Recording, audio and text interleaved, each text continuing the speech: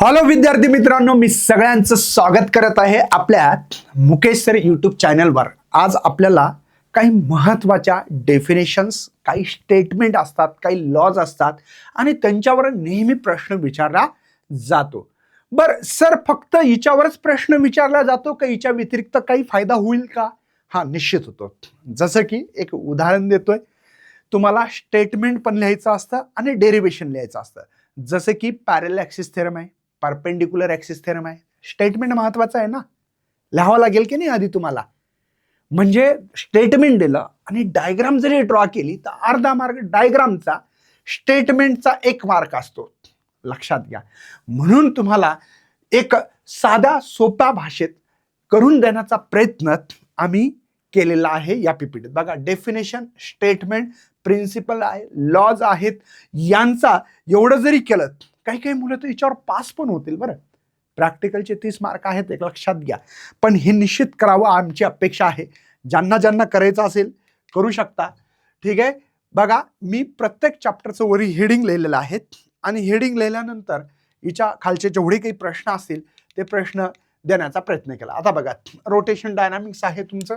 या ठिकाणी UCM दिलेलं आहे, सेंट्रिपिटल फोर्स दिलेला आहे, centrifugal angle of banking, conical pendulum, moment of inertia, radius of gyration, angular momentum है ना, कोएफिशियंट्स ऑफ. बघा, हे डेफिनेशन्स आहेत. ह्या डेफिनेशन निश्चित कराव्या.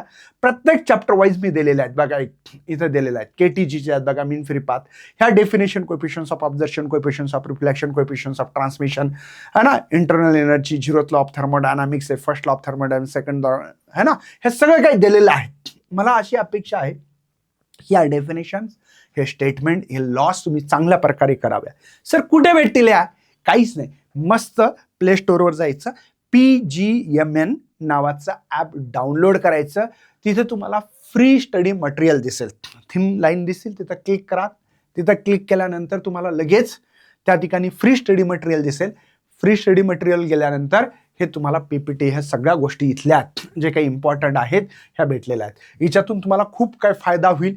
जेव्हा जेव्हा तुम्ही पेपर सॉल्व्ह करून बघा, क्वेश्चन्स पेपर सॉल्व्ह करणं फार महत्त्वाचं आहे. लक्षात घ्या. प्रॅक्टिस हे तुम्हाला चांगल्या मार्कापर्यंत नेण्याचा प्रयत्न करू शकते. पण तिच्यासाठी लक्षात घ्या, सध्या वेळ आहे तुमच्याकडे. भरपूर विद्यार्थी एक्झामच्या टायमातच अभ्यास करतात आणि फिजिक्समध्ये एक्झामच्या टायमात अभ्यास करणाऱ्यांना मार्क भेटत नाहीत. लक्षात घ्या. ते मार्क कधी भेटतात?